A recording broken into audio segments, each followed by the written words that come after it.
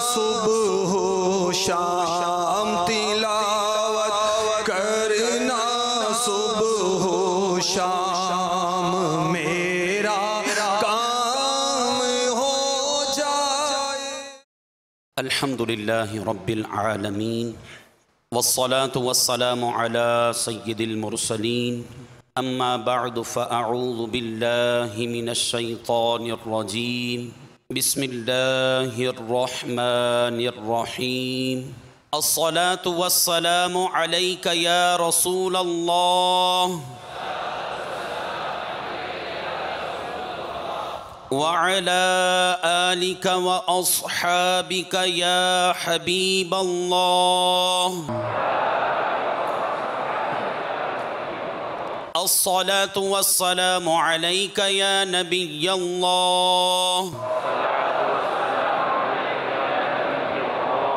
وعلى آلك وأصحابك يا نور الله۔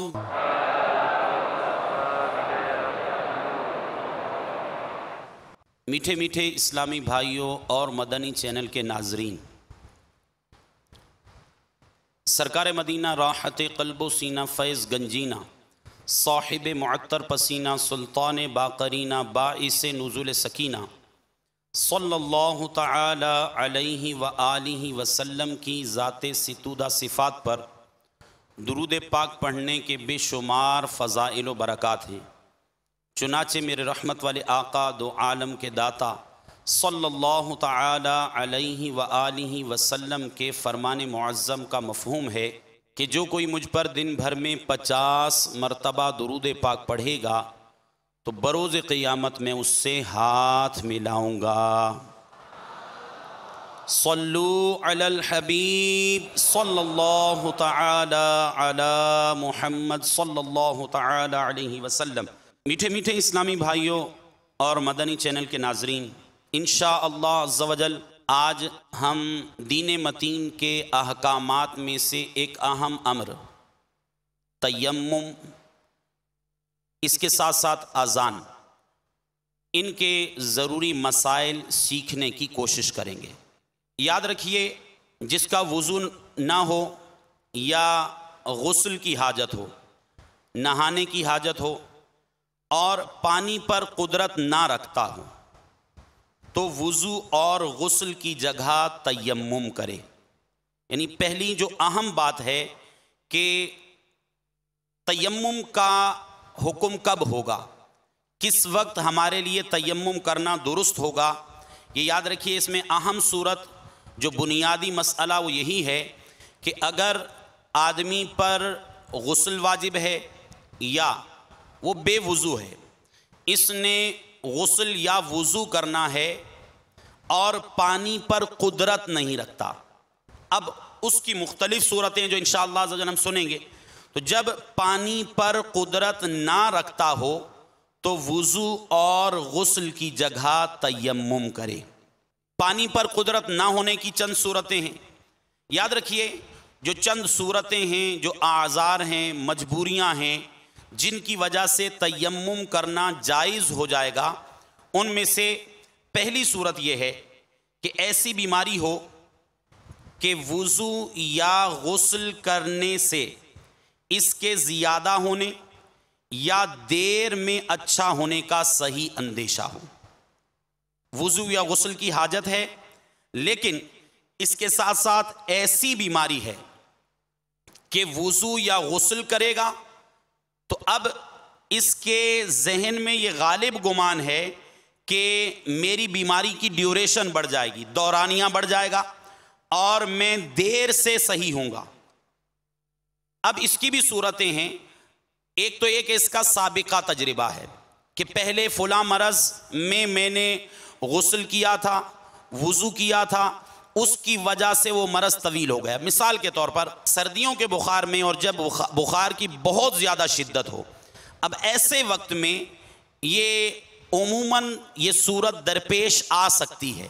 ہمیشہ پیش آتی ہو ایسا ضروری نہیں، لیکن یہ صورت درپیش آ سکتی ہے۔ سردیوں میں شدید بخار ہے اور یہ ایسے مقام پہ ہے جو خطہ انتہائی سرد شمار کیا جاتا ہے۔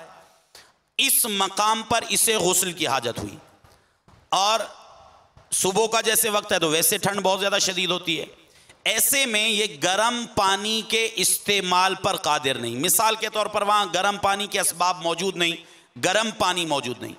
اس نے گزشتہ جب اس کو بخار ہوا تھا اس موقع پر ٹھنڈے پانی سے شدید سردی میں صبح کے وقت غسل کیا، اور اس کا وہ بخار کئی دنوں پر محیط ہوا اور اس کی یہ بیماری بڑھ گئی. اس صورت میں چونکہ اس کا سابقہ تجربہ اور ایکسپیرینس موجود ہے، لہٰذا اس صورت میں جب اب بخار آیا وہی سابقہ کنڈیشنز ہیں، وہی کیفیات ہیں، تو اب اس کو غسل کی جگہ تیمم کرنے کی اجازت ہے. اسی طرح میرے میٹھے میٹھے اسلامی بھائیوں، اس کا سابقہ تجربہ تو ایسا نہیں، یعنی پہلے اس طرح بیمار نہیں ہوا تھا، لیکن بعض اوقات طبیب ایسا بتاتے ہیں، طبیب ایسا ہو جو غیر فاسق ہو اور انتہائی حاذق طبیب ہو، ماہر طبیب ہو. اس نے اس طبیب سے رجوع کیا. بعض اوقات طبیب پرہیز بتاتے ہیں، تو طبیب نے ساتھ میں یہ پرہیز بھی بتایا کہ اگر تم نے غسل کیا یا ٹھنڈے پانی سے غسل کیا تو تمہاری بیماری طویل ہو جائے گی اور تم زیادہ آزمائش کا شکار ہو جاؤ گے. تو اس صورت میں نمبر ایک یہ تو یا تو اس کا سابقہ تجربہ تھا، نمبر دو یا کسی طبیب حاذق نے، قابل طبیب نے، قابل ڈاکٹر نے جو فاسق نہ ہو، اس نے کہہ دیا کہ پانی نقصان کرے گا، تو اس صورت میں تیمم کی اجازت ہوگی. میرے میٹھے میٹھے اسلامی بھائیوں، ضمناً ہم نے مسئلہ یہ بھی سن لیا، اگر کسی مقام پر ٹھنڈے پانی کے استعمال کی وجہ سے اس کے مرض کے دیر میں اچھا ہونے کا اندیشہ تھا یا بیماری بڑھ جانے کا اندیشہ تھا، تو اب اس صورت میں اگر گرم پانی وہاں مہیا ہے، جیسے عموماً ہمارے باب المدینہ میں یا پاکستان کے دیگر شہروں میں جہاں گیس وغیرہ کی سہولت موجود ہے یا کسی بھی ذریعے سے گرم پانی کی سہولت ہمیں میسر ہے، تو اب اس صورت میں ایک شخص ہے کہ ٹھنڈے پانی سے غسل کرے گا تو اس صورت میں اس کے مرض کے بڑھ جانے کا اندیشہ ہے، لیکن گرم پانی سے اگر یہ غسل کرے گا تو اس کے مرض کے بڑھنے کا امکان اور اندیشہ نہیں ہے، تو اس صورت میں اس کے لیے تیمم جائز نہیں ہوگا بلکہ گرم پانی استعمال کرنا پڑے گا. امید ہے یہ مسئلہ سمجھ میں آ گیا ہوگا. میٹھے میٹھے اسلامی بھائیوں، اسی طرح ایک صورت جو سفر میں عموماً گزشتہ ادوار میں، گزشتہ زمانوں میں جب لوگ سفر کرتے تھے اونٹوں پر، گھوڑوں پر، پیدل، اور بیابانوں اور صحراؤں کے اندر لوگ میلوں میل کا سفر کرتے، کئی دنوں مہینوں کے سفر کیا کرتے تھے. وہاں اسباب بالکل محدود ہوتے تھے، پانی کا ایک مشکیزہ ہے جس سے پئیں گے اور اسی سے وضو وغیرہ کریں گے، تو وہاں محدود اسباب ہوتے تھے. اب یہ اس دور میں زیادہ یہ صورتیں پیش آتی تھی. موجودہ دور میں یہ صورت بہت کم ہے کہ چاروں طرف ایک ایک میل تک پانی کا پتہ نہ ہو. ایک شخص ہے وہ کسی مقام پر موجود ہے، اس کے پاس پانی موجود نہیں، اور چاروں طرف ایک ایک میل، جو اس کے دائرہ لگا لیں، اس دائرے کے حساب سے ایک میل دائیں، ایک میل بائیں، ایک میل سامنے، ایک میل پیچھے، یہ چاروں طرف ایک میل تک اگر پانی نہ ہو تو اس صورت میں اس شخص کے لیے تیمم کی اجازت ہوگی. البتہ اگر گمان ہے کہ ایک میل کے اندر پانی مل جائے گا، یعنی مثال کے طور پر یہ شخص کسی ایسے مقام پہ ہے جہاں پانی کے اثرات نظر آتے ہیں، جیسے ہریالی ہے، سبزہ ہے، جیسے ایسے مقامات پہ سبزہ ہوگا، ہریالی ہوگا، وہاں انڈرسٹوڈ ہے کہ پانی کے بھی ذخائر موجود ہوں گے. یا گزشتہ دور میں جب لوگ سفر کرتے تھے تو صحرا میں جہاں سفر کرتے، دور دراز مقام پہ جا رہے ہیں، اب پانی کا نام و نشان نہیں ہے، تو وہ عام طور پہ آسمان کی طرف دیکھتے تھے، جہاں پر پرندے وغیرہ گھوم رہے ہوتے تو وہاں ان کو یہ پتہ چل جاتا کہ پرندے عام طور پہ یہ ایسے مقامات پہ پانی کی تلاش میں آتے ہیں، تو جس جگہ پہ پرندوں کے جھنڈ یا غول نظر آتے تھے تو وہاں سے ان کو پتہ چل جاتا کہ اس کے نیچے یا ارد گرد پانی مل جائے گا.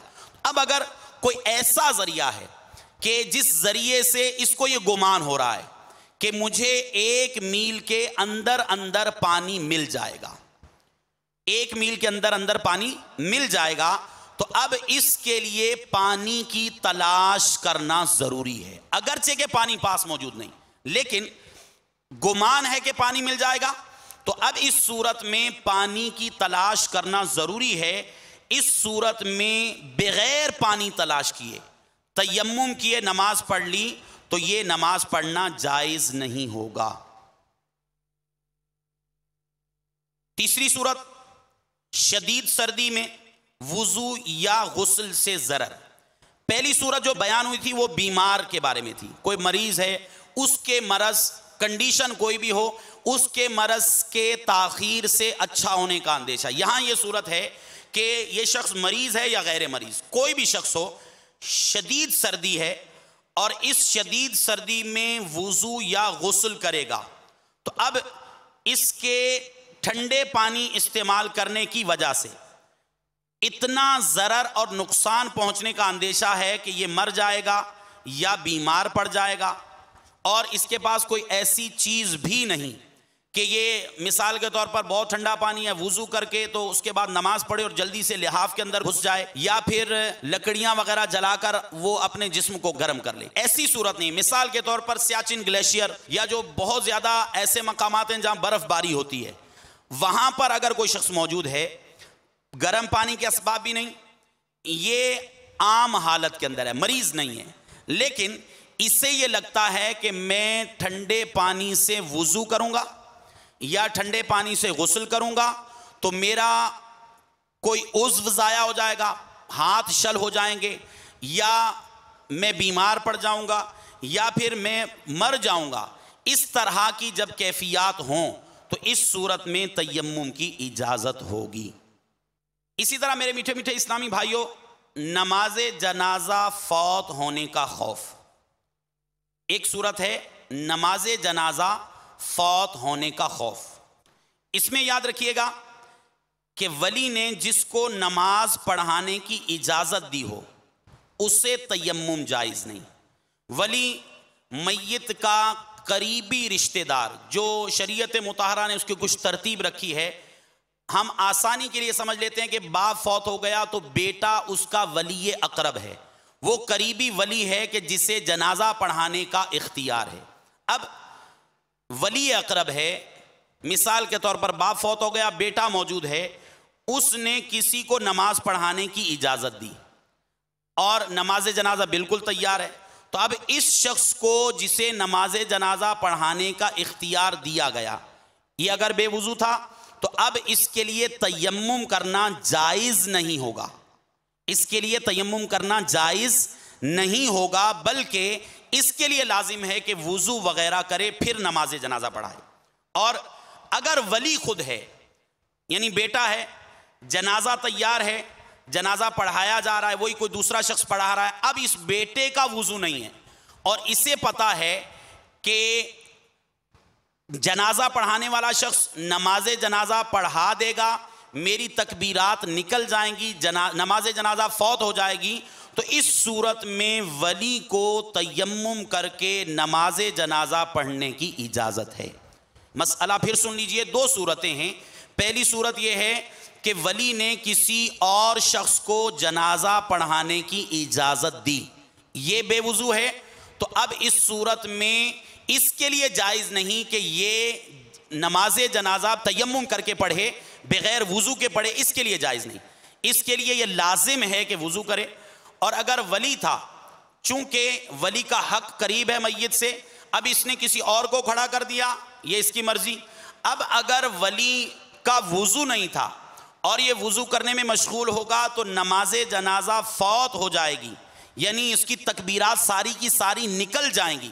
تو اس صورت میں ولی کے لیے اجازت ہے کہ وہ تیمم کرے بغیر وضو کے، یعنی وضو نہ کرے، تیمم کرے. اس صورت میں یہ نماز جنازہ پڑھ سکتا ہے.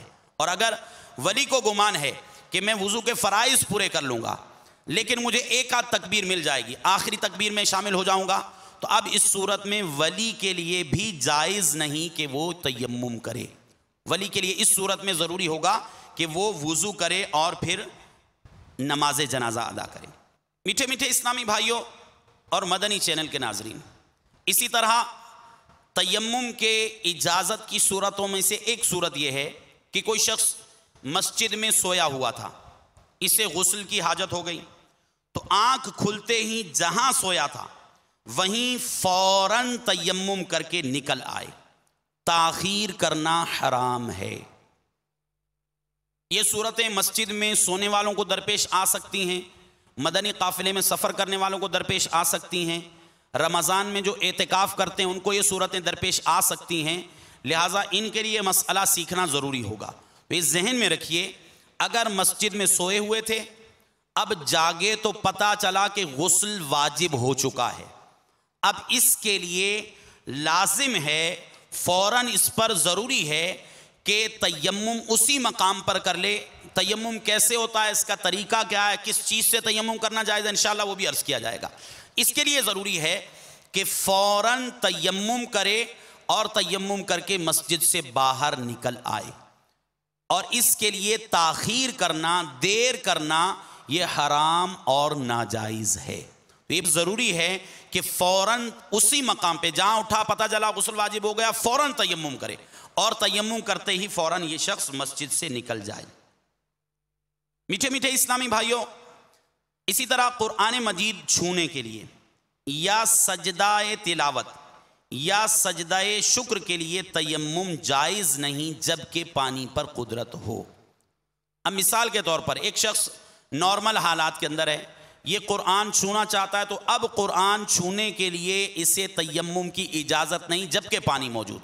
اور سفر کے اندر ہے، کسی ایسے مقام پہ جو ہم نے شرائط سنی کہ اس شخص پر تیمم کی جواز کی شریعت اجازت دے رہی ہے.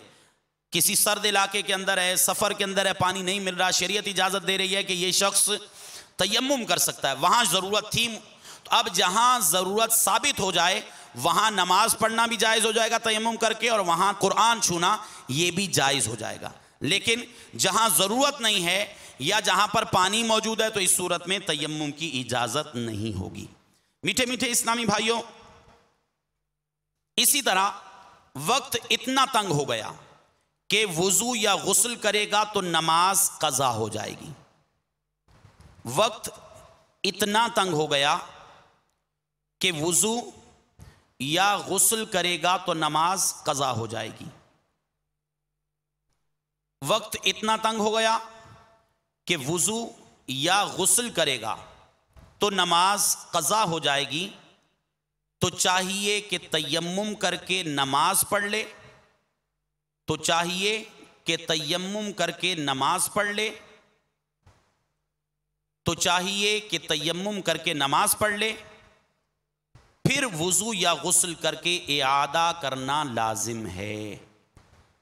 میٹھے میٹھے اسلامی بھائیوں، یہ صورت وہاں پیش آ سکتی ہے. مثال کے طور پر ایک شخص سو رہا تھا، غسل واجب ہو گیا، ایسے وقت میں اٹھا کہ نماز کا آخری وقت ہے، اب یہ غسل کرنے جاتا ہے تو نماز چلی جائے گی.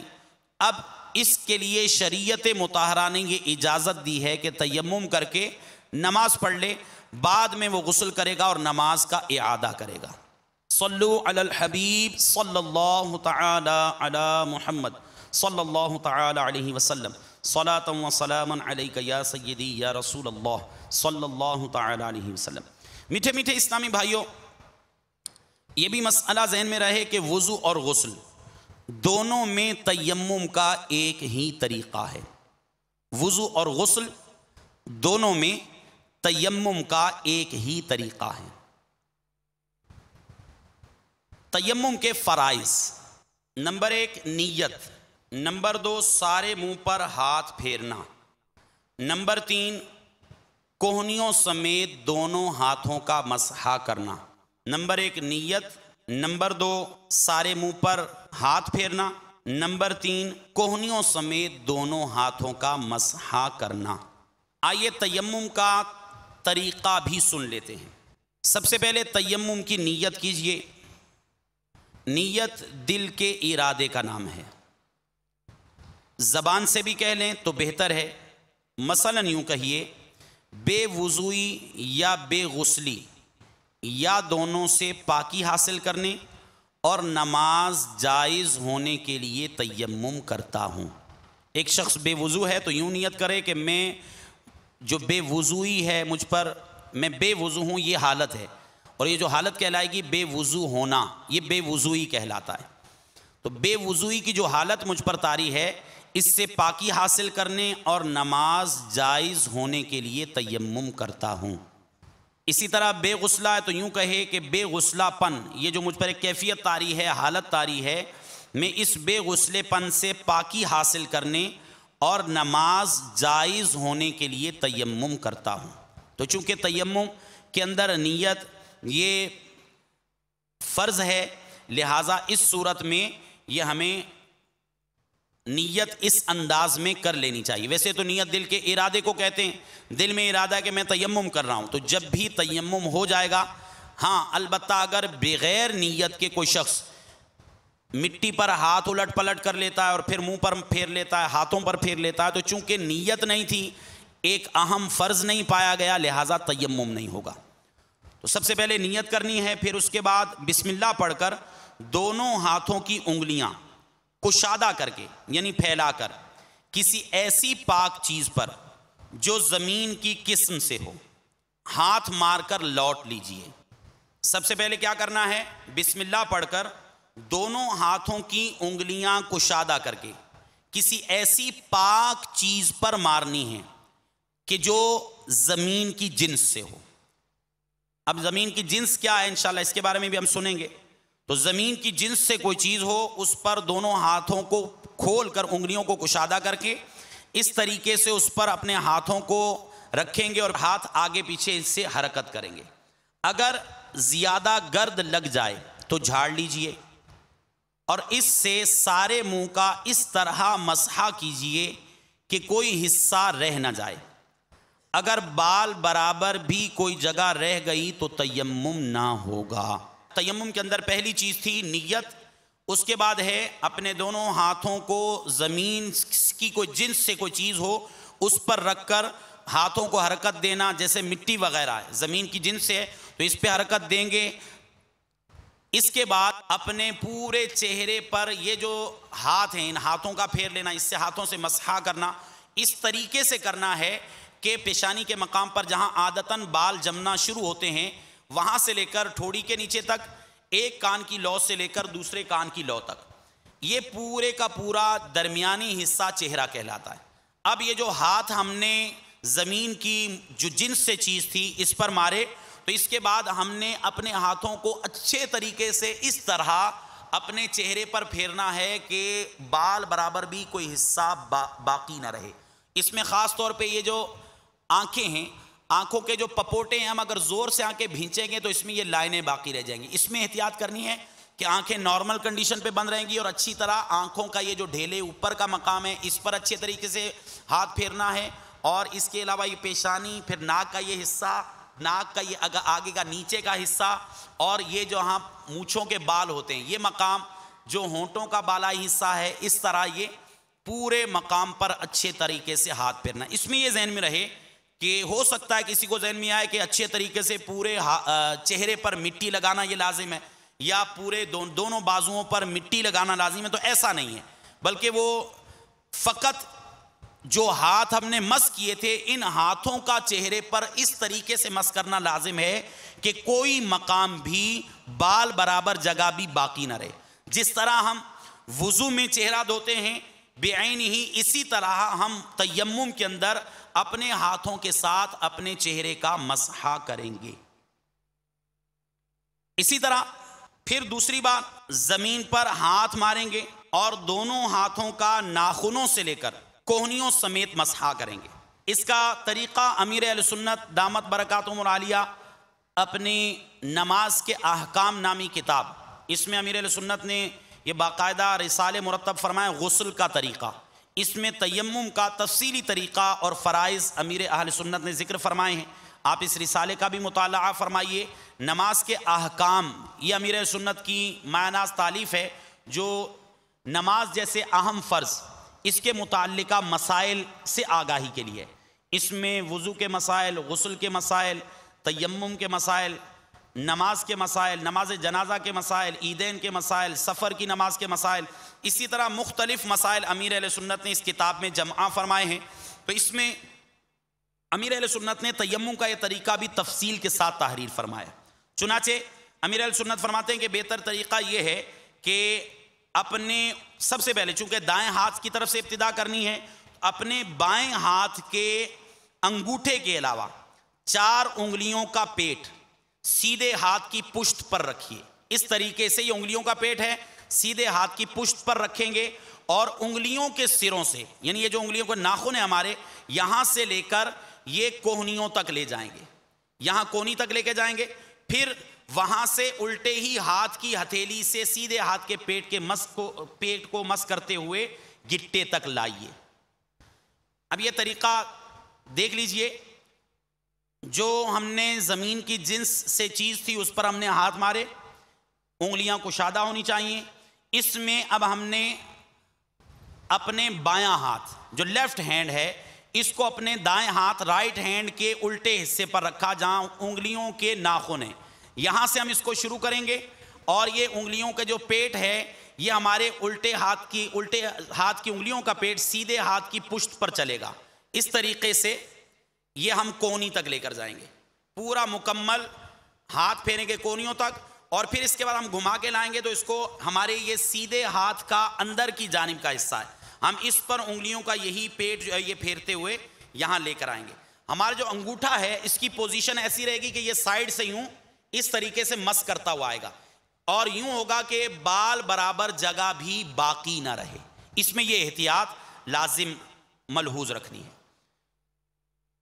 تو اس میں یہ بہتر طریقہ بتایا گا، ضروری نہیں آپ ایسے ہی کریں، ہر وہ طریقہ آپ اختیار کر سکتے ہیں جس سے مکمل مسح کی صورت ادا ہو جائے. مسح کرنا یہ فرض ہے. اب جس طریقے سے مسح آپ کے لیے آسان ہو اس طریقے سے اس انداز پہ مسح کیجئے کہ بال برابر جگہ بھی نہ چہرے سے اور نہ ہی ہاتھوں سے باقی رہے. اسی طرح امیر اہل سنت فرماتے ہیں، اور پھر وہاں سے یعنی آپ نے ہاتھ کونیوں تک لے کر گئے، وہاں سے الٹے ہی ہاتھ کی ہتھیلی سے سیدھے ہاتھ کے پیٹ کو مس کرتے ہوئے گٹے تک لائیے، اور الٹے انگوٹھے کے پیٹ سے سیدھے انگوٹھے کی پشت کا مسح کیجئے. یہاں اس طریقے سے، چونکہ یہ ہاتھ یہ پہلے ہم نے زمین کی جنس سے جو چیز تھی اس پر ہم نے ٹچ کر لیے تھے، لہٰذا اس کی اب حاجت نہیں ہے. تو یہ طریقہ کار ہے. امیر اہل سنت مزید فرماتے ہیں اگر ایک دم پوری ہتھیلی اور انگلیوں سے مسح کر لیا جب بھی تیمم ہو گیا، چاہے کوہنی سے انگلیوں کی طرف لائے یا انگلیوں سے کوہنی کی طرف لے گئے، مگر سنت کے خلاف ہوا، تیمم میں سر اور پاؤں کا مسح نہیں. میٹھے میٹھے اسلامی بھائیوں، یہ تو تیمم کے فرائض اور تیمم کا طریقہ.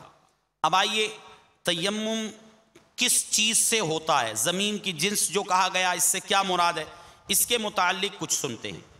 یاد رکھیے، جو چیز آگ سے جل کر راکھ ہوتی ہے، نہ پگھلتی ہے نہ نرم ہوتی ہے، وہ زمین کی جنس سے ہے. یعنی ایسی چیز جو نہ جل کر راکھ ہو، نہ ہی جلانے سے پگھلے، نہ ہی نرم ہو. 3 صورتیں، جل کر راکھ نہ ہو، پگھلے بھی نہ اور نرم بھی نہ ہو، وہ چیز زمین کی جنس سے کہلاتی. یعنی جنس سے مراد قسم، تو یہ چیز زمین کی قسم سے کہلائے گی. تو وہ چیزیں جو زمین کی جنس سے ہوں، زمین کی قسم سے تعلق رکھتی ہوں، ان کی یہ نشانی فقہا نے بیان فرمائی کہ جلانے سے وہ راکھ نہیں ہوں گی، اسی طرح جلانے سے وہ پگھلیں گی نہیں، اور جلانے سے وہ نرم بھی نہیں ہوں گی. ان سے تیمم جائز ہے.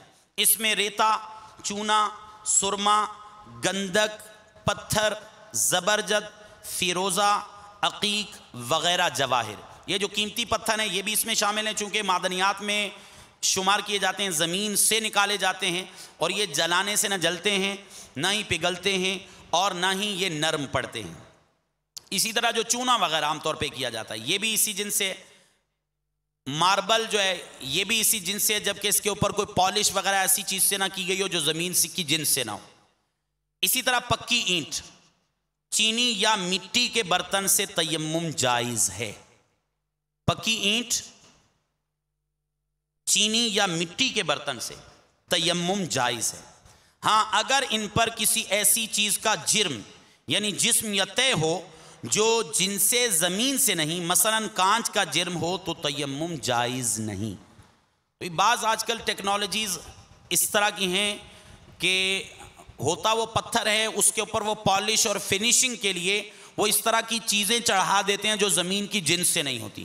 تو اگر تو وہ ایسے کیمیکلز وغیرہ استعمال ہوتے ہیں، ایسی چیزیں استعمال ہوتی ہیں، ایسی پالش استعمال ہوتی ہے جس کا جرم ماربل پر آ جاتا ہے، جس کا جرم ٹائل پر آ جاتا ہے، اور وہ ہے زمین کی جنس سے نہیں، جیسے کانچ وغیرہ، تو اب اس سے تیمم جائز نہیں ہوگا. اور جس مٹی سے یا پتھر وغیرہ سے تیمم کیا جائے اس کا فی نفسی ہی پاک ہونا ضروری ہے. یعنی نہ اس پر کسی نجاست کا اثر ہو، نہ یہ ہو کہ صرف خشک ہونے سے نجاست کا اثر جاتا رہے.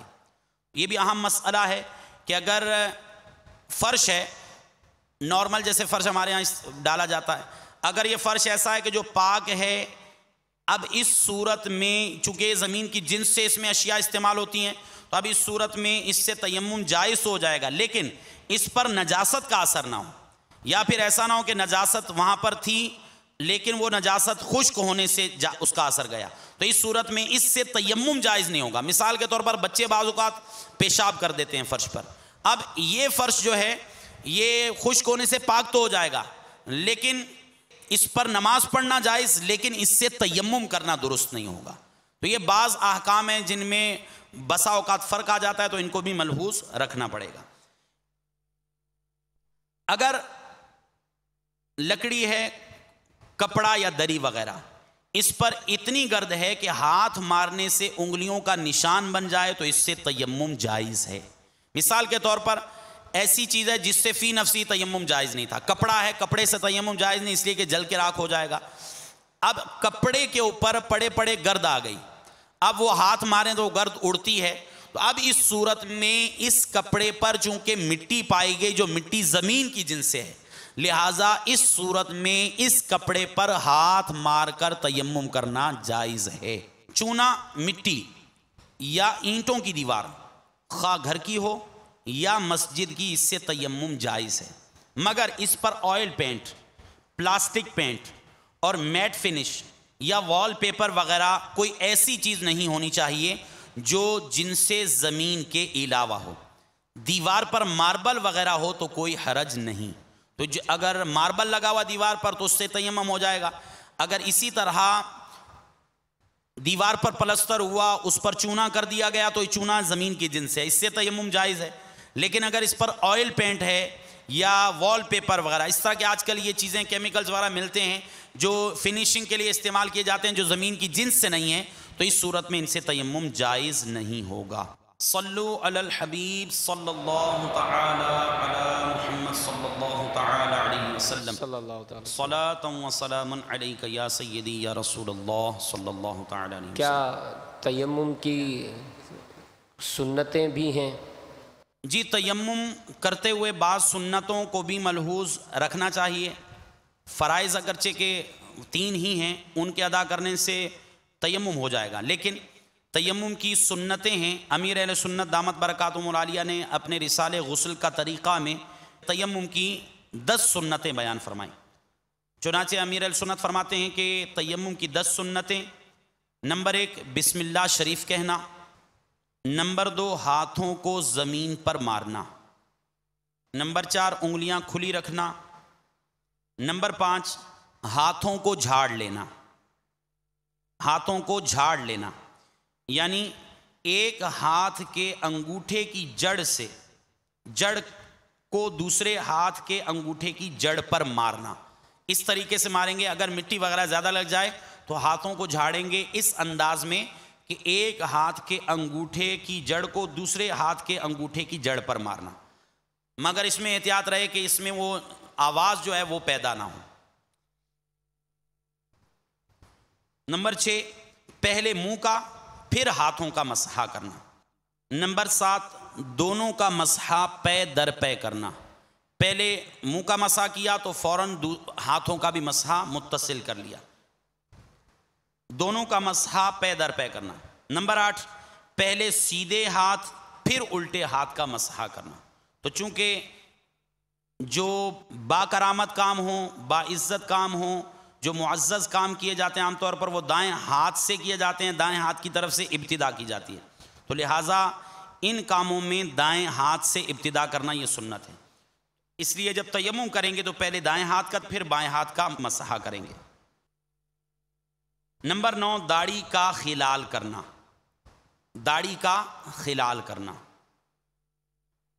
نمبر 10، انگلیوں کا خلال کرنا جب کہ غبار پہنچ گیا ہو، تو اگر وہ غبار ہے جو پہنچ چکا ہے، جیسے آپ نے مٹی وغیرہ پہ ہاتھ مارے تھے تو مٹی جیسے عام طور پہ یہ اٹھتی ہے تو یہ انگلیوں کے بیچ کے مقامات میں پہنچ جائے گی، لیکن اگر آپ نے ہاتھ مارے مٹی نہیں پہنچی یا کسی اور ایسی چیز سے کر رہے ہیں، جیسے خالی پتھر تھا پتھر پہ ہاتھ پھیر لیا، اب یہاں پہ غبار چونکہ نہیں پہنچے گا لہٰذا اس صورت میں خلال فرض ہے، تو خلال کے لیے دوبارہ زمین پر ہاتھ مارنا ضروری نہیں۔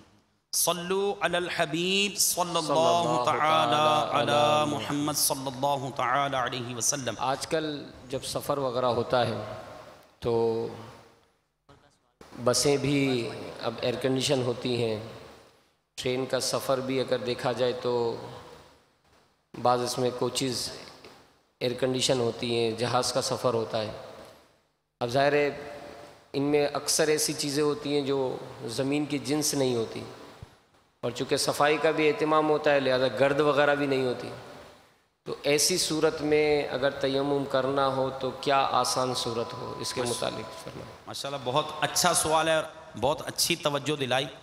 عموماً ایسے ہوتا ہے کہ جیسے لانگ ڈرائیو پر ہیں، کسی ایک شہر سے دوسرے شہر کے سفر پہ ہیں، ایئر کنڈیشن کوچز عام طور پہ چلتی ہیں، اسی طرح ٹرین کے اکانومی کلاس کے نہیں کسی اور کلاس کے ڈبے میں سفر کر رہے ہوں، یا پھر کسی اور ملک میں سفر کر رہے ہیں جہاں پہ انتظامات اس طرح کے ہیں کہ عام طور پہ وہاں یہ ٹرینیں کھلی نہیں ہوتی، اسی طرح ہوائی جہاز کا سفر کر رہے ہیں، اس دوران نماز کا وقت آ گیا اور پانی کے استعمال پر بھی قادر نہیں ہے، وضو نہیں کر سکتے، اس صورت میں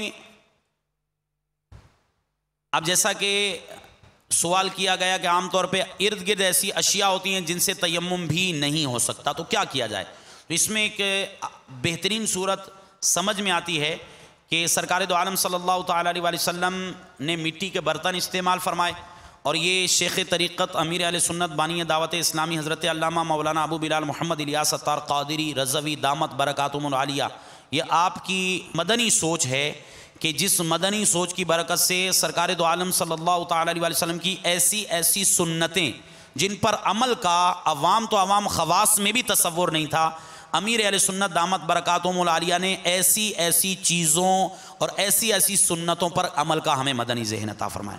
تو امیر اہل سنت نے مٹی کے برتن استعمال کرنے کا مدنی ذہن عطا فرمایا۔ مدنی انعامات میں سے ایک مدنی انعام بھی ہے کہ کیا آج آپ نے کھانا کھاتے ہوئے مٹی کے برتن استعمال فرمائے، تو یہ الحمدللہ سرکار کی سنت سے محبت بھی ہے، جتنی سرکار کی سنت سے محبت زیادہ ہوگی اتنی سرکار صلی اللہ تعالی وسلم سے محبت بھی بڑھے گی۔ تو زے نصیب مٹی کے برتن اپنے ساتھ رکھیں، ایک کم از کم پیالہ لے لیں جس میں سنت کی نیت سے موقع ملے، جہاں سفر میں کسی مقام پہ رکے ہوئے ہیں تو وہاں پانی پی لیں۔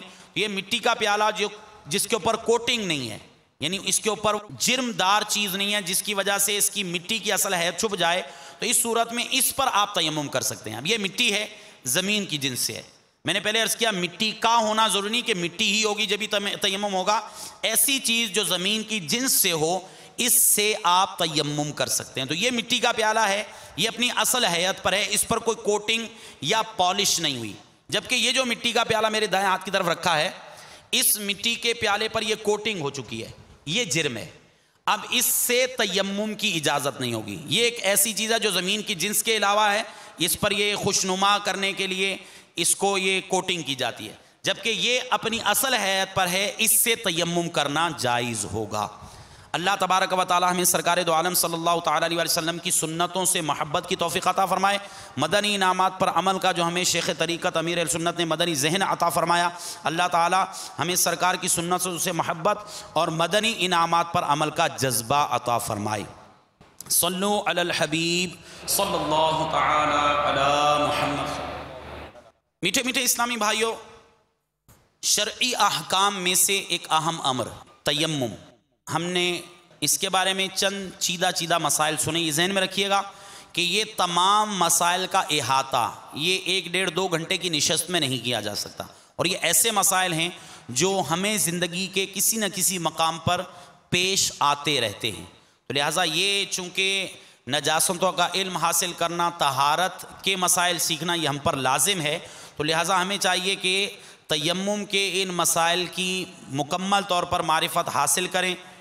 اس کے لیے جیسا کہ عرض کیا گیا، شیخ طریقت امیر اہل سنت دامت برکاتہم العالیہ نے نماز کے احکام میں رسالہ غسل کا طریقہ اس میں اس کو بیان فرمایا، اور صاحب بہار شریعت نے بہار شریعت جلد اول اس میں الحمدللہ عز و جل تیمم کے تفصیلی مسائل بیان کیے. تو کچھ ضروری حد تک تو ہم نے مسائل سیکھ لیے، اس سے زیادہ اگر آپ مطالعہ کرنا چاہیں، اور ہمیں مطالعہ عام طور پر کرتے ہی رہنا چاہیے، ایک بار اگر کوئی چیز پڑھ لی تو یہ ضروری نہیں. ہمارے حافظے بھی آج کل کمزور، حازمے بھی کمزور، تو اس کے لیے ہمیں چاہیے کہ بار بار مطالعہ کریں، بار بار ذہن بنائیں کہ ہم نے یہ مسائل سیکھنے ہیں انشاءاللہ عز و جل. اس کی برکت سے بہت حد تک ہمیں معلومات بھی حاصل ہوگی، اور انشاءاللہ عز و جل مسائل پر عمل کا بھی جذبہ ملے گا. تو صاحب بہار شریعت نے بہار شریعت مطبوعہ مکتبۃ المدینہ صفحہ 346 اس پر تیمم کے تفصیلی مسائل بیان کیے. تو ان مسائل کا بھی ضرور مطالعہ فرمائیے. انشاءاللہ عز و جل ہم موقع کی مناسبت سے اذان کے متعلقہ بھی کچھ مسائل سیکھ لیتے ہیں. اذان بھی اہم امور دینیا میں سے ہے، اور گزشتہ دنوں بعض جو مسائل بیان ہوئے ہیں ہمارے، ان میں اذان کا ابھی تک بیان نہیں تھا. تو انشاءاللہ عز و جل ہم موقع کی مناسبت سے اذان کے متعلق مختلف احکامات سیکھنے کی کوشش کرتے ہیں. صلو علی الحبیب صلی اللہ تعالی علی محمد صلی اللہ تعالی علیہ وسلم صلاۃ و سلام علیک یا سیدی یا رسول اللہ. میٹھے میٹھے اسلامی بھائیوں، 5 فرض نمازیں، انہی میں جمعہ بھی ہے. جب جماعت مستحبہ کے ساتھ مسجد میں وقت پر ادا کیے جائیں تو ان کے لیے اذان سنت مؤکدہ ہے. 5 نمازیں، اس میں جمعہ بھی شامل ہے. یہ جب جماعت مستحبہ کے ساتھ مسجد میں وقت پر ادا کیے جائیں، جیسے عام طور پر ہمارے ہاں نماز پنجگانہ مساجد میں با جماعت ادا کی جاتی ہے، تو یہ جماعت مستحبہ کہلاتی ہے اور وقت پر ادا کی جاتی ہے.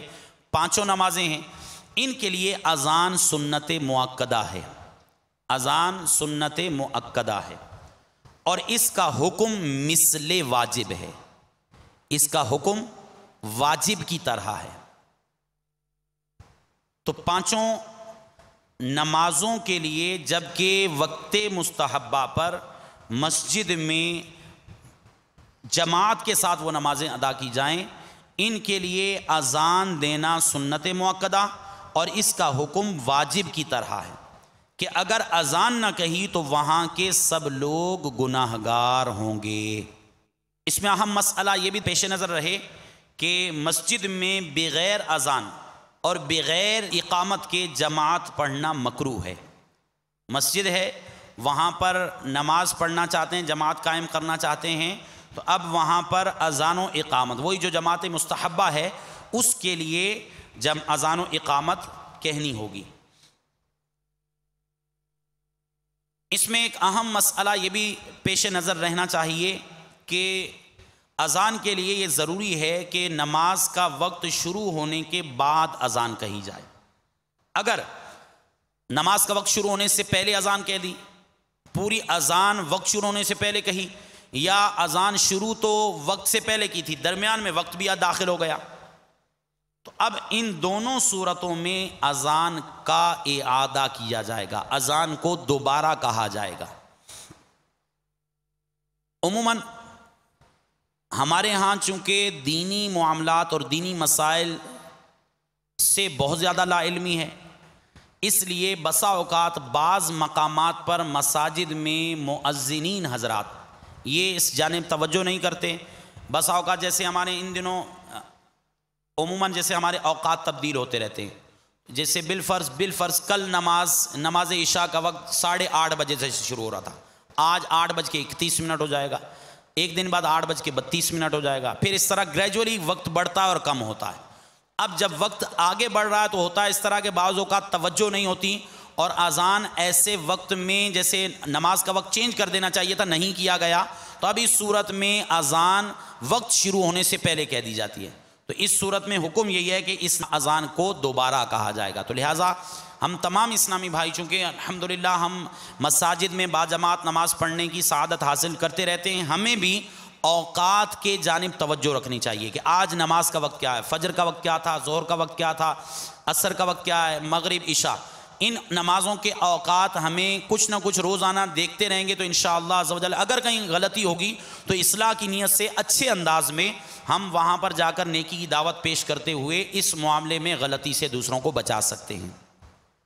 الحمدللہ عز و جل شیخ طریقت امیر اہل سنت دامت برکاتہم العالیہ کی یہ نگاہ عنایت اور یہ دعوت اسلام کے مدنی ماحول کی برکت ہے کہ الحمدللہ مکتبۃ المدینہ نے دنیا بھر کے کم و بیش 27 لاکھ مقامات، دنیا بھر کے کم و بیش 27 لاکھ مقامات کے نقشہ اوقات نماز، نمازوں کے اوقات کے نقشے تیار کیے۔ یہ بہت بڑی الحمدللہ سعادت کی بات ہے۔ آپ کسی اپنے پرماننٹ شہر کے اندر ہوں، سفر پہ ہوں، مثال کے طور پر باب المدینہ سے آپ پشاور جا رہے ہیں، اب رستے میں کئی شہروں سے گزرنا ہوگا اور بلا مبالغہ کئی نمازیں بھی آئیں گی۔ اب کس شہر میں نماز کا کیا وقت ہے یہ عموماً ہمیں صورت بعض اوقات نہیں ذہن میں رہتی۔ یہ الحمدللہ دعوت اسلامی کے مدنی ماحول کی برکت ہے۔ آپ غور فرمائیے فی زمانہ جب کہ نماز پڑھانے والوں کو بھی شاید نمازوں کے اوقات کی طرف توجہ نہیں ہوتی ہوگی اور مؤذنین ان کو نمازوں کے اوقات کی جانب توجہ نہیں تھی، امیر اہل سنت کا کیسا فیضان ہے کہ دعوت اسلامی کے مدنی ماحول کی برکت سے نہ صرف یہ کہ اپنی نمازیں بچانے کا جذبہ ملا بلکہ دوسروں کی نمازیں بچانے کا بھی جذبہ۔ کیسا زبردست جذبہ ہے۔ آپ نیٹ یوز کریں، نیٹ کے ذریعے آپ جن مقامات پہ جا رہے ہیں، جن شہروں میں جا رہے ہیں، وہاں کے آپ اوقات کار نوٹ کر لیجئے، پرنٹ آؤٹ نکال سکتے ہیں، پرنٹ نکال لیجئے۔ اس کے ساتھ ساتھ آپ موبائل پر بھی یہ سروس موجود ہے، موبائل میں مخصوص موبائل ہیں، ان میں آپ دنیا بھر کے اندر جہاں بھی ہوں سافٹ ویئر کے ذریعے الحمدللہ عز و جل نمازوں کے درست اوقات اور قبلے کی سمت کے بارے میں درست معلومات بھی حاصل کر سکتے ہیں۔ تو یہ نیکی کی دعوت ہے، خود بھی اس کا ذہن بنائیے اور دوسرے اسلامی بھائی جو بالخصوص سفر پر جا رہے ہوں، دوسرے شہروں، دوسرے علاقوں، دوسرے ملکوں میں بالخصوص جو سفر پر جا رہے ہوں تو وہاں پر اوقات کار کو ملحوظ رکھنے کے لیے دعوت اسلامی کا یہ جو الحمدللہ ویب سائٹ پر نقشہ اوقات موجود ہے اس کو ضرور بضرور حاصل کیجئے۔ عموماً جو بیرون ملک سفر کرنے والے ہیں، جو تجربے کی بات میں عرض کر رہا ہوں کہ وہاں پر عام طور پر جو عصر حنفی اس میں تھوڑا سا پرابلم ہوتا ہے۔ احناف کے نزدیک جب تک اشیاء کا سایہ 2 مثل نہیں ہوگا ہمارے نزدیک اس وقت تک نماز عصر شروع نہیں کی جا سکتی۔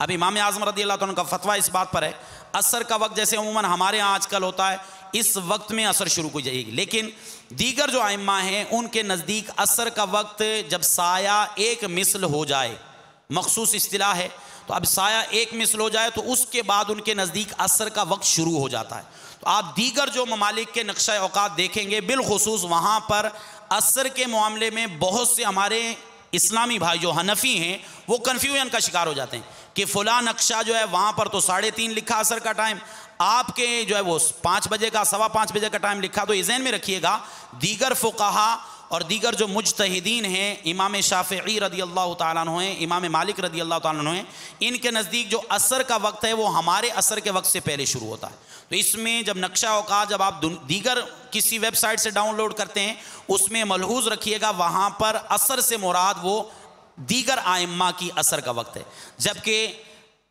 الحمدللہ جو دعوت اسلامی کی ویب سائٹ ہے اس پر وہ بھی وقت موجود ہے اور عصر حنفی کا وقت بھی موجود ہے۔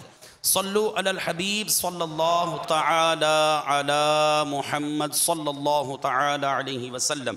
میٹھے میٹھے اسلامی بھائیوں، فرائض کے علاوہ بقیہ نمازوں مثلاً وتر، جنازہ، عیدین، سنن، تراویح، استسقاء، چاشت اور دیگر نوافل میں اذان نہیں۔ تو یہ اذان کا تعلق نماز پنجگانہ سے ہے۔ میٹھے میٹھے اسلامی بھائیوں، اسی طرح خنثی اور فاسق اگرچہ عالم ہی ہو اور نشے والے اور پاگل اور ناسمجھ بچے اور جنب یعنی جس پر غسل واجب ہے، ان کی اذان مکروہ ہے، ان سب کی اذان کا اعادہ کیا جائے، ان کی اذان دوبارہ دی جائے گی۔ خنثی، ہجڑا جسے کہتے ہیں، جو مذکر مؤنث جو نہیں ہوتا، مخنث جسے بولتے ہیں، خنثی۔ اسی طرح فاسق، جو شخص علانیہ گناہ کرتا ہے، فاسق، اگرچہ کہ وہ عالم ہو، اور نشے والا، پاگل، ناسمجھ بچہ اور بے غسلہ شخص، ان سب کی اذان کا اعادہ کیا جائے گا، ان سب کی اذان دہرائی جائے گی۔ اسی طرح بے وضو اذان کہنا مکروہ ہے۔ بے وضو اذان ہو تو جاتی ہے لیکن ثواب میں کمی ہوگی، بہتر یہ ہے کہ آدمی با وضو اذان دے۔ اذان کون دے؟ اہم مسئلہ ہے۔ جو اوقات نماز پہچانتا ہو، اور اگر وقت نہ پہچانتا ہو تو اس ثواب کا مستحق نہیں جو اذان کے لیے۔ یہ اہم شرعی مسئلہ ہے۔ جو نماز کے اوقات وغیرہ کی معلومات رکھتا ہے، اذان پر جو ثواب بیان کیا گیا وہ اس شخص کے لیے۔ اب اگر ایک شخص ہے وہ نمازوں کے اوقات کی پہچان ہی نہیں رکھتا، اذان دے دے گا، تو جو اذان کا ثواب بیان کیا گیا یہ اس شخص کے لیے نہیں ہوگا۔ میٹھے میٹھے اسلامی بھائیوں، اسی طرح مستحب یہ ہے، بہتر یہ ہے کہ مؤذن مرد عاقل، عقل مند، عقل رکھنے والا، صالح یعنی نیک، پرہیزگار، عالم بالسنہ، سنت کا علم رکھنے والا، ذی وجاہت، لوگوں کے احوال کا نگران، ایسا شخص ہو۔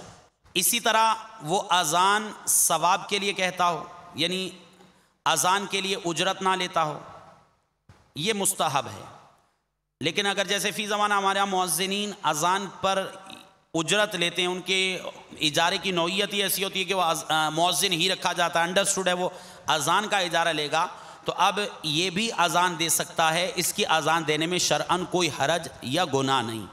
لیکن بہرحال جو ثواب احادیث میں بیان کیے گئے وہ اسی شخص کے لیے ہیں جو ثواب کی نیت سے بلا اجرت اذان کہے۔ اذان کے دوران بعض اہم چیزوں کو ملحوظ رکھنا چاہیے، ان میں سے ایک یہ ہے کہ اذان میں لحن حرام ہے۔ جو اذان کے کلمات ہیں اس میں لحن حرام ہے۔ لحن کس کو کہتے ہیں؟ مثلا اللہ اکبر، یہ لفظ ہے اللہ اکبر۔ اب اس میں بسا اوقات بعض مؤذنین جنہوں نے تجوید و قرات درست طریقے سے نہیں پڑھی ہوتی، وہ ایک لے یا طرز بنانے کی وجہ سے وہ بعض حروف کو زیادہ کر دیتے ہیں، لمبا کر دیتے ہیں، بعض حروف کو چھوٹا کر دیتے ہیں۔ مثال کے طور پر اللہ، یا جو ایسے مؤذن ہیں جو تجوید اور مخارج وغیرہ کا علم نہیں رکھتے، تو بعض اوقات آپ ایسی آوازیں سنیں گے، اللہ، یہ جو لفظ ہے اس میں ایک الف پہلے شامل ہو گیا۔ اللہ اکبر، اس کا معنی ہے اللہ سب سے بڑا ہے، اور اللہ اکبر اس کا معنی ہے کیا اللہ سب سے بڑا ہے؟ در حقیقت اذان میں اللہ تبارک و تعالیٰ کی بڑائی اور عظمت کا اعلان مقصود تھا، لیکن اس نے غلطی سے وہ کیا کر دیا، جو اللہ کی عظمت اور بڑائی جو یقینی ہے، ہر مسلمان کا دل اسے تسلیم کرتا ہے، جس کے بغیر آدمی کا ایمان قابل قبول نہیں ہو سکتا، اب یہ کیا کر رہا ہے، اس نے لا علمی کی وجہ سے وہی جو اصل کلمہ تھا اس کی حیت بدل دی، اس کا معنی اور مفہوم بدل دیا۔ اللہ، اب معنی ہو گیا کیا اللہ سب سے بڑا ہے؟ تو یہ الفاظ ایسے ہیں جو انسان کو دائرہ اسلام سے خارج کر سکتے ہیں۔ اسی طرح میٹھے میٹھے اسلامی بھائیوں، اللہ اکبر، اکبر میں جو حمزہ کاف زبر اک، یہ اتنا اس کو پڑھنا ہے۔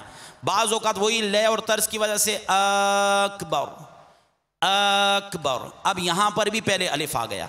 اب یہ اکبر کا معنی کیا ہوگا؟ اللہ، اللہ اکبر، کیا سب سے بڑا ہے؟ تو معنی وہی تقریباً قریب وہی معنی ہو گئے، اللہ کیا سب سے بڑا ہے، یہ بھی معنی کے اندر فساد پیدا ہو گیا، معنی بگڑ گئے۔ اسی طرح اکبر، اکبر، یہ با را زبر بر، یہاں بھی لمبا نہیں کرنا، لیکن نادانستگی میں بعض مؤذنین اکبر پڑھ دیتے ہیں، تو یہ بھی توہین کا کلمہ اللہ تعالیٰ کی بارگاہ میں، اس سے بھی معنی میں زبردست فساد پیدا ہوتا ہے۔ تو یہ ہمارے ہاں جو مؤذنین عام طور پر اذان دینے والے ہوں، ان کو چاہیے کہ اپنے مخارج وغیرہ اور اذان کے الفاظ کم از کم جس کی جو قرات صحیح ہو اس کو سنا لیں، جو غلطی ہو اس کی تصحیح کرنی چاہیے۔ اسی طرح جو دیگر الفاظ ہیں ان میں بھی کمی بیشی کرنا اس انداز میں کہ معنی اور مفہوم کے اندر تبدیلی ہو جائے، حروف بدل جائیں، حرکات بدل جائیں، یہ ناجائز ہے۔ اذان کا طریقہ کیا ہے؟ اذان کے کلمات ٹھہر ٹھہر کر کہے، اللہ اکبر، یہ ایک کلمہ ہے، اللہ اکبر یہ دوسرا کلمہ ہے۔ اب دونوں کو ملا کر کہیں گے اللہ اکبر اللہ اکبر۔ دو کلمات کے بعد اس میں رکنا ہے۔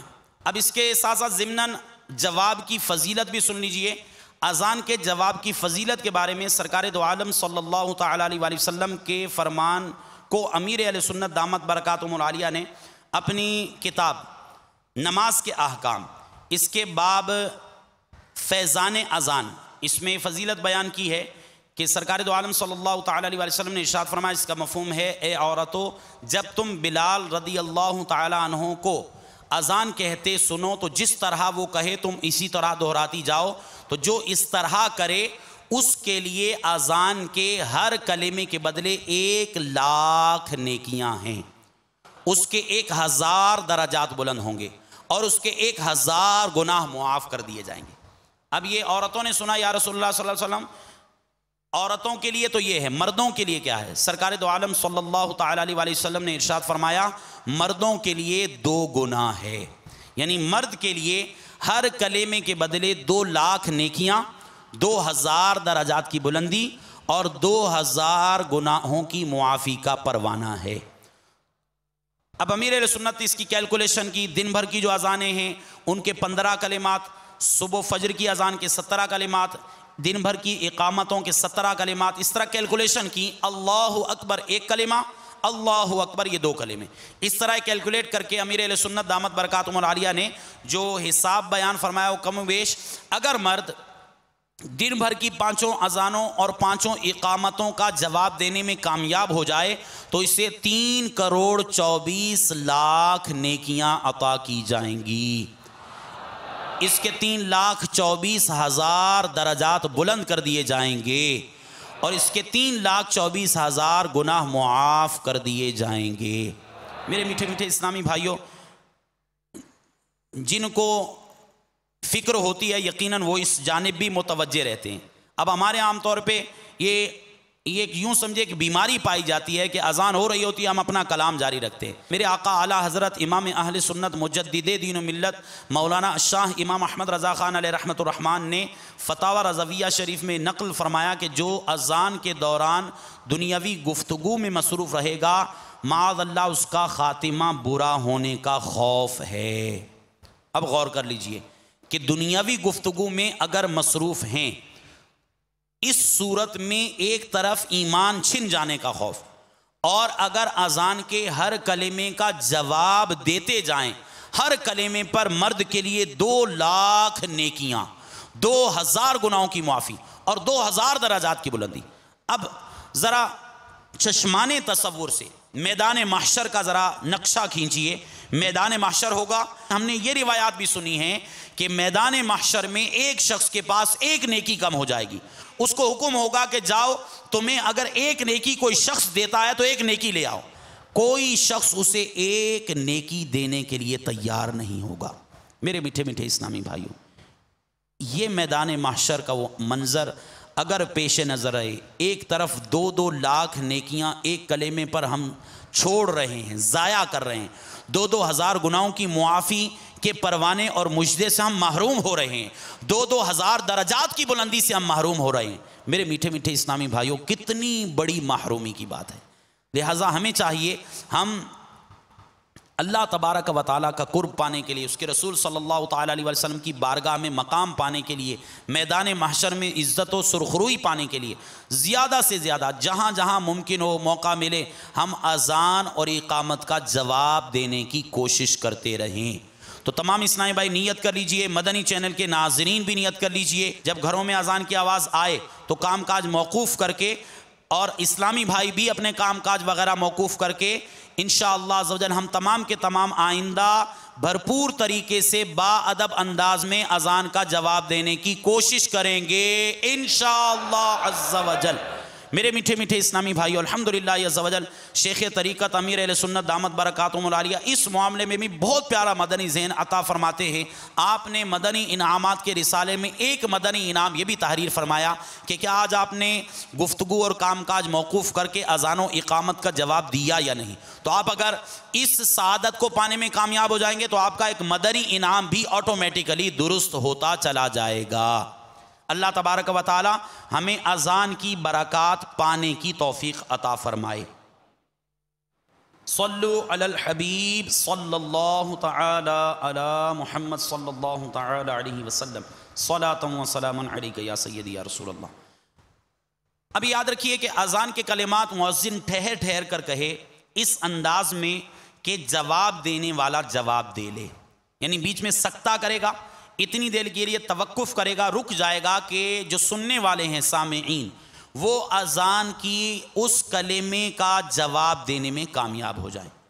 اور سکتہ کا ترک مکروہ ہے، یعنی وہ اگر رکا نہیں، وہ متواتر مسلسل اذان کے الفاظ کہتا چلا گیا، بیچ میں اس نے وقف نہیں کیا، توقف نہیں کیا، رکا نہیں، تو اب اس صورت میں ایسی اذان کا اعادہ مستحب ہے، بہتر ہے ایسی اذان دوبارہ کہی جائے، لازم نہیں، بہتر یہ ہے کہ ایسی اذان کا اعادہ کر دیا جائے۔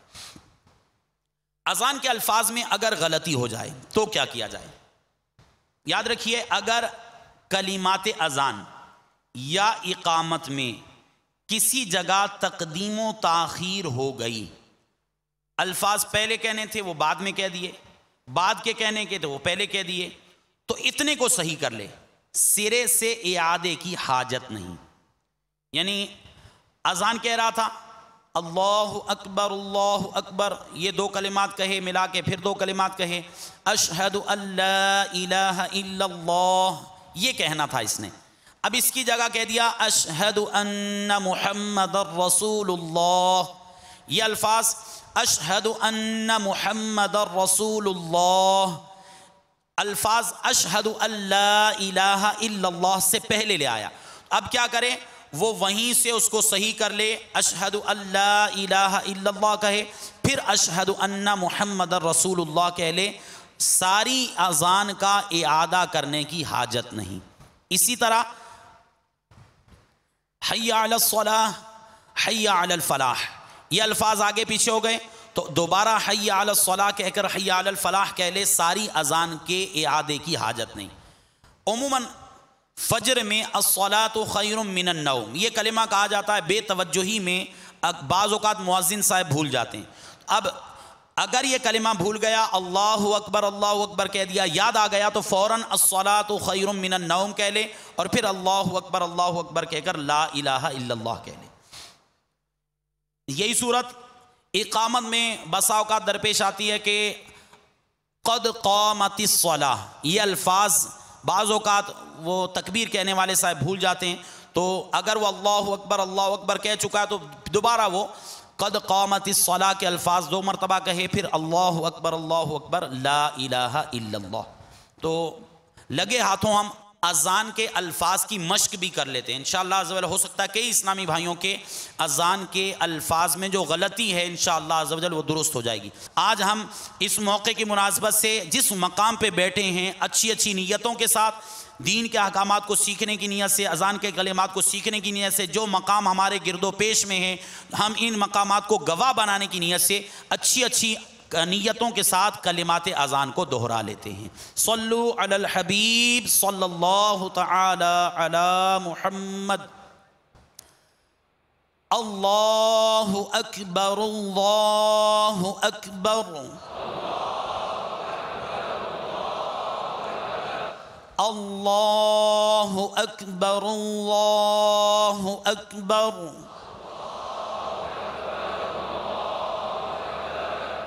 اشہد ان لا الہ الا اللہ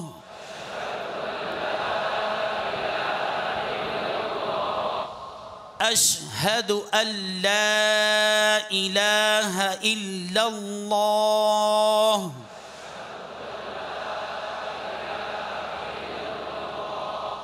جو لفظ اللہ اکبر تھا اس میں تو احتیاطیں عرض کرنی، اللہ یہ نہیں ہونا چاہیے، اکبر اکبر یہ تینوں غلط ہیں. اس انداز میں پڑھنا ہے جیسے ہم نے ابھی پڑھا اللہ اکبر یہ انداز. اشہد اللہ، اس میں بعض اوقات مؤذنین اشہد اللہ اشہد اللہ یہ شین کوئی آگے دال کے ساتھ ملا دیتے ہیں مشدد کر کے، خود بھی نہیں پتا چلتا. تو اس میں ہا اس کے بعد اشہد اللہ یہ لا باریک پڑھا جائے گا. اشہد اللہ دہرائیے اس کو، اشہد اللہ. اس کے بعد آئے گا الہ، یہ بھی باریک پڑھا جائے گا الہ. اب اس کے بعد الا اللہ، اس میں لفظ اللہ ہے، لفظ اللہ سے پہلے زبر اور پیش ہو تو اس کو پور پڑھا جاتا ہے، موٹا پڑھا جاتا ہے. اب اس کو ایسے پڑھیں گے اشہد ان لا الہ الا اللہ.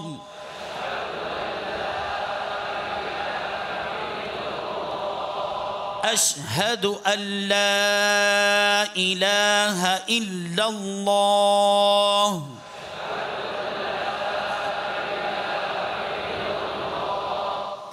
اس کے بعد وہی کلمہ اشہد ان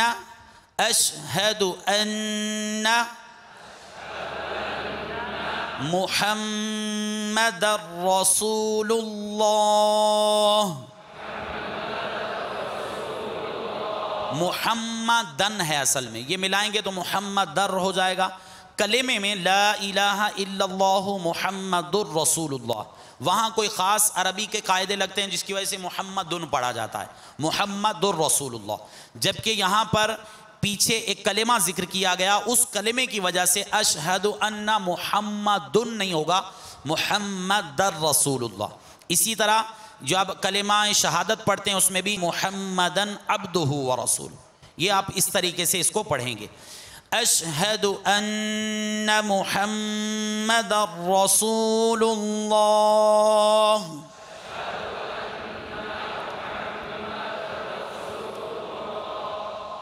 اشہد ان محمد رسول اللہ.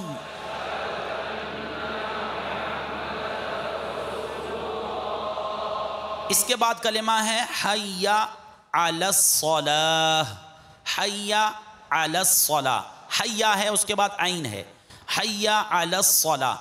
مؤذنین عام طور پر وہ جو طرز لگاتے ہیں اس طرز میں کیا خامی آ جاتی ہے، وہ اس کو لمبا کر دیتے ہیں، حی علی الصلاۃ. یہ درست نہیں ہے، یہ بلا ضرورت لفظ کو لمبا کیا جا رہا ہے، یہ درست نہیں ہے.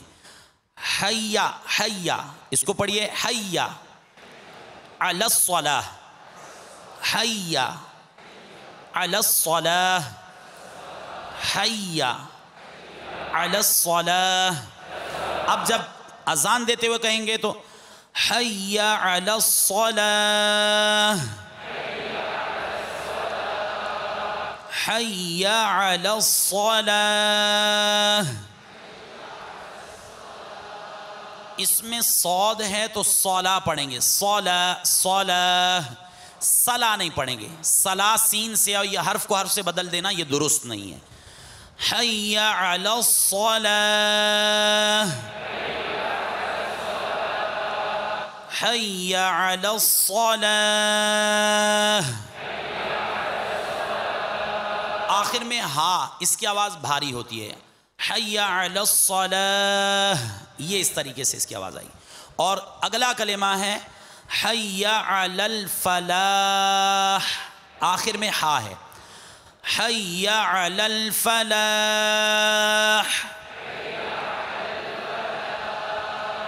حی علی الفلاح.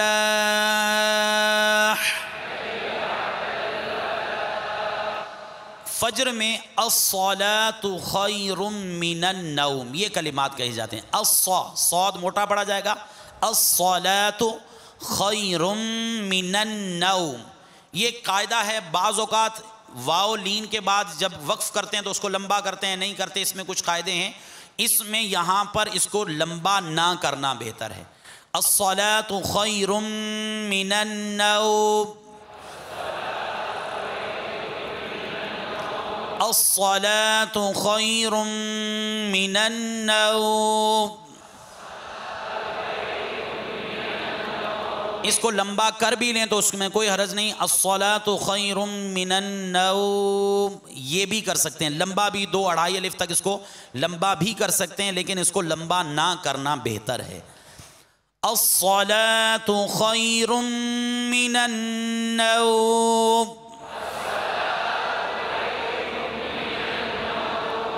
اللہ اکبر اللہ اکبر،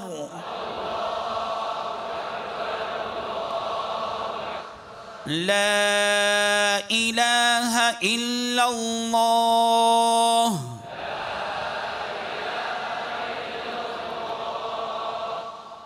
امید ہے یہ طریقہ سمجھ میں آ گیا ہوگا۔ ان معاملات کو اگر ملحوظ رکھیں گے تو جو اسلامی بھائی اذان دیتے ہیں بطور خاص، انہیں چاہیے کہ یہ اپنے اوپر لازم کر لیں کہ اگر تجوید اور قرات درست طریقے سے سیکھے ہوئے ہیں، کسی صحیح قاری صاحب کو سنایا ہوا تو صحیح ہے، وگرنہ اس کے علاوہ اذان بھی بغیر کسی کو سنائے نہ دیں، ورنہ میں نے عرض کیا کہ اس میں ایسی صورت بھی ہے کہ نوبت کفر تک پہنچ سکتی ہے۔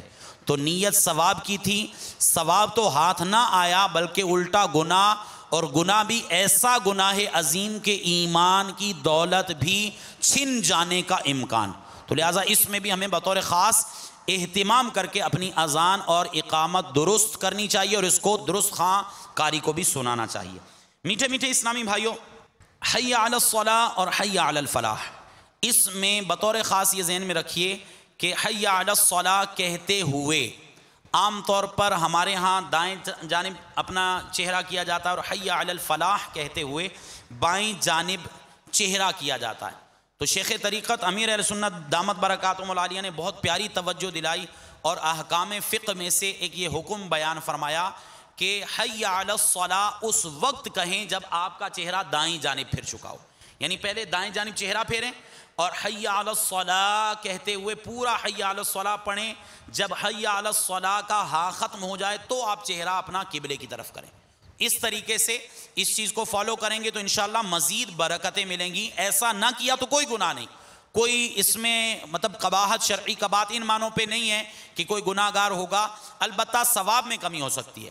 تو اس لیے حی علی الصلاۃ جب کہیں تو پہلے چہرہ دائیں جانب کر لیجئے، پھر حی علی الصلاۃ مکمل کرنے کے بعد چہرہ سامنے لے کے آئیں۔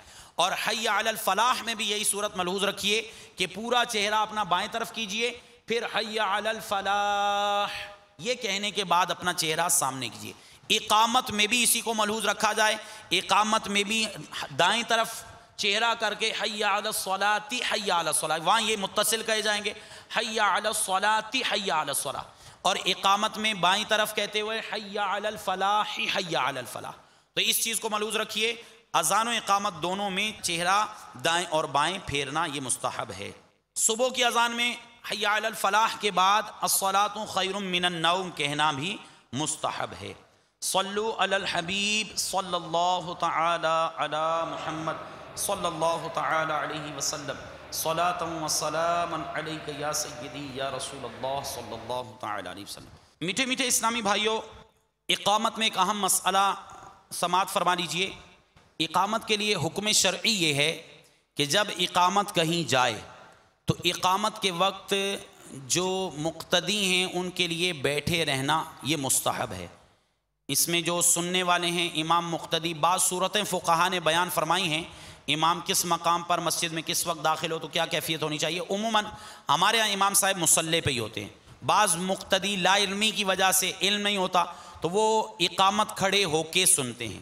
تو اس میں یہ مسئلہ ذہن میں رہے کہ اقامت کے وقت کوئی شخص آیا تو اسے کھڑے ہو کر انتظار کرنا مکروہ ہے۔ اقامت کے وقت کوئی شخص آیا تو اسے کھڑے ہو کر اقامت ختم ہونے کا انتظار کرنا مکروہ ہے، بلکہ بیٹھ جائے جب مکبر حی علی الفلاح پر پہنچے تو اس وقت وہ کھڑا ہوں۔ یوں ہی جو لوگ مسجد میں موجود ہیں وہ تو پہلے سے بیٹھے ہوئے تھے، بعض لوگ اہتمام کر کے کھڑے ہو جاتے ہیں، تو اس میں بھی حکم شرعی ہے کہ جو لوگ مسجد میں موجود ہیں اس وقت اٹھیں جب مکبر حی علی الفلاح پر پہنچے۔ یہی حکم امام کے لیے ہے۔ تو فقہ حنفی کی بہت مشہور کتاب فتاوی عالمگیری، یہ فقہ حنفی کو جتنے بھی ماننے والے مختلف مکاتب فکر کے لوگ ہیں وہ لوگ فتاوی عالمگیری کو مستند مانتے ہیں۔ اب فتاوی عالمگیری میں مسئلہ موجود ہے کہ اقامت کے وقت کھڑے ہو کر اقامت کے ختم ہونے کا انتظار کرنا مکروہ ہے۔ اگر کوئی شخص اقامت کے وقت آیا تو اس کو چاہیے کہ بیٹھ جائے اور بیٹھ کر اقامت سنیں، اور پہلے سے اگر مسجد میں موجود ہے تو جب حی علی الفلاح پر مکبر پہنچے تو اس وقت کھڑا ہونا چاہیے۔ اس چیز کو بطور خاص ملحوظ رکھنا چاہیے۔ احسن طریقے سے نیکی کی دعوت دیتے ہوئے اسلامی بھائیوں کو بیٹھنے کی ترغیب دلائی جائے گی۔ الحمدللہ امیر اہل سنت نے اذان و اقامت سے پہلے کے کچھ ترغیبی کلمات بھی ارشاد فرمائے ہیں، جو نماز کے احکام میں جو فیضان اذان کا باب ہے اس میں یہ کلمات تحریر ہیں۔ تو آپ تمام اسلامی بھائی جو مختلف علاقوں سے تشریف لائے ہوئے ہیں یا مدنی چینل کے ناظرین جو سن رہے ہیں، ان میں جو چاہیں کوشش کر کے اپنی مساجد میں یہ نیکی کی دعوت پر مشتمل اعلانات نافذ کر دیں گے انشاءاللہ عز و جل۔ اگر ہماری ترغیب پر کوئی اذان سننے میں کامیاب ہو گیا تو انشاءاللہ اس کو بھی نیکیاں ملیں گی، اور اس کو نیکی کی دعوت پہنچانے کی نیت سے ہو سکتا ہے ہمارا بیڑا پار ہو جائے۔ پہلے اذان سے پہلے صلاۃ و سلام پڑھا جائے، اقامت سے پہلے صلاۃ و سلام پڑھا جائے، یہ مستحب ہے، اس کے کرنے پر ثواب ملے گا۔ اور صلاۃ و سلام اور اذان اور صلاۃ و سلام اور اقامت دونوں ایک ہی چیز نہ لگیں، الگ الگ چیزیں لگیں، بیچ میں امیر اہل سنت نے فاصلے کے طور پر اعلان نافذ فرمایا۔ تو اعلان کر دیں گے تو نیکی کی دعوت بھی پہنچ جائے گی، اور انشاءاللہ عز و جل ایک فاصلہ بھی ہو جائے گا، امتیاز بھی ہو جائے گا کہ یہ صلاۃ و سلام الگ چیز ہے اور اقامت الگ چیز۔ تو امیر اہل سنت دامت برکاتہم العالیہ نے اقامت سے پہلے جو صلاۃ و سلام کے بعد ترغیبی کلمات ارشاد فرمائے وہ سماعت فرما لیجئے۔ صلو علی الحبیب صلی اللہ تعالی علی محمد صلی اللہ تعالی علیہ وسلم۔ اعتکاف کی نیت کر لیجئے، موبائل فون ہو تو بند کر دیجئے، اقامت بیٹھ کر سنیے، حی علی الفلاح پر کھڑا ہونا سنت ہے۔ تو یہ کلمات نماز کے احکام میں موجود ہیں، آپ چاہیں تو اپنی مساجد میں بھی ان کو نافذ کر سکتے ہیں۔ اس میں لوگوں کو، اسلامی بھائیوں کو، نمازیوں کو نماز سے پہلے ہونے والی اقامت بیٹھ کر سننے کی احسن انداز میں ترغیب دلائی گئی ہے۔ میٹھے میٹھے اسلامی بھائیوں، یہ مختلف معاملات ہم نے اذان کے متعلق سنے۔ جواب اذان میں بھی چند چیزیں ملحوظ رکھنی ہیں۔ اللہ اکبر اللہ اکبر، اس کے تو الفاظ کے جواب وہی ہیں۔ دوسرا اشہد ان لا الہ الا اللہ، اس میں بھی جواب کے الفاظ وہی ہیں۔ اشہد ان محمد رسول اللہ، اس میں بھی جواب کے الفاظ وہی ہیں۔ البتہ بعض الفاظ فقہا نے بیان فرمائے، علامہ شامی رحمۃ اللہ تعالیٰ نے فتاوی شامی میں ان کلمات کو بیان فرمایا۔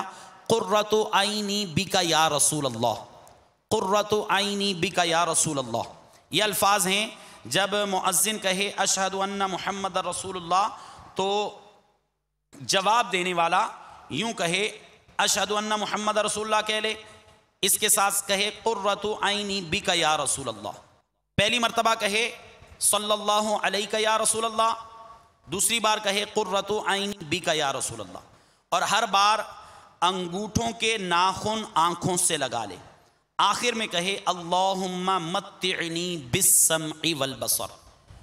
پہلی دفعہ اشہد ان محمد رسول اللہ صلی اللہ علیہ یا رسول اللہ، اور دوسری مرتبہ اپنے انگوٹھوں کو ہونٹوں کے ساتھ لگا کر پھر اپنی آنکھوں پر رکھے اور کہے قرۃ عینی بک یا رسول اللہ صلی اللہ تعالی علیہ وسلم، یا رسول اللہ صلی اللہ تعالی علیہ وسلم آپ سے ہی میری آنکھوں کی ٹھنڈک ہے۔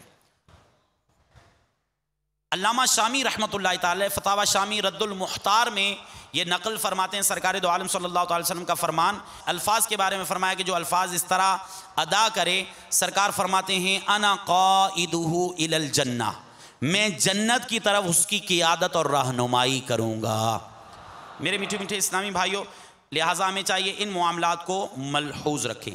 حی علی الصلاۃ کے جواب میں حی علی الصلاۃ بھی کہہ سکتے ہیں، فقط لا حول ولا قوت الا باللہ بھی کہہ سکتے ہیں، دونوں کہہ لیں تو زیادہ بہتر ہے، اور ما شاء اللہ کان وما لم یشاء لم یکن، یہ الفاظ جس کو یاد ہوں وہ کہہ لے، ورنہ حی علی الصلاۃ کے جواب میں حی علی الصلاۃ لا حول ولا قوت الا باللہ، یا فقط لا حول ولا قوت الا باللہ۔ الصلاۃ خیر من النوم کے جواب میں صدقت وبررت وبالحق نطقت، اور اقامت کے قد قامت الصلاۃ کے جواب میں اقامها اللہ وادامها ما دامت السماوات والارض، اللہ اس اذان و اقامت کو قائم و دائم رکھے جب تک زمین و آسمان قائم ہیں۔ تو یہ اذان و اقامت کے الفاظ کا جواب تھا۔ امیر اہل سنت کا رسالہ فیضان اذان، اس میں یہ تفصیلی احکام موجود ہیں، اس کے علاوہ آپ چاہیں تو بہار شریعت سے بھی یہ ان مسائل کا تفصیلی مطالعہ کر سکتے ہیں۔ میرے میٹھے میٹھے اسلامی بھائیوں، کوشش فرمائیے زیادہ سے زیادہ اس طرح کے مسائل سیکھیے، نہ آتے ہوں علماء سے پوچھیے، اگر مسائل سمجھنے میں کہیں دشواری پیش آتی ہو پھر بھی آپ رجوع کر سکتے ہیں۔ اللہ تبارک و تعالی ہمیں زیادہ سے زیادہ شرعی مسائل سیکھنے، ان پر عمل کرنے کی توفیق عطا فرمائے، اور دوسروں تک بھی علم دین کی روشنی پہنچانے کی توفیق عطا فرمائے، آمین بجاہ النبی الامین صلی اللہ تعالی علیہ وسلم۔ صلو علی الحبیب صلی اللہ تعالی علی محمد۔ یہی ہے آرزو تعلیم قرآن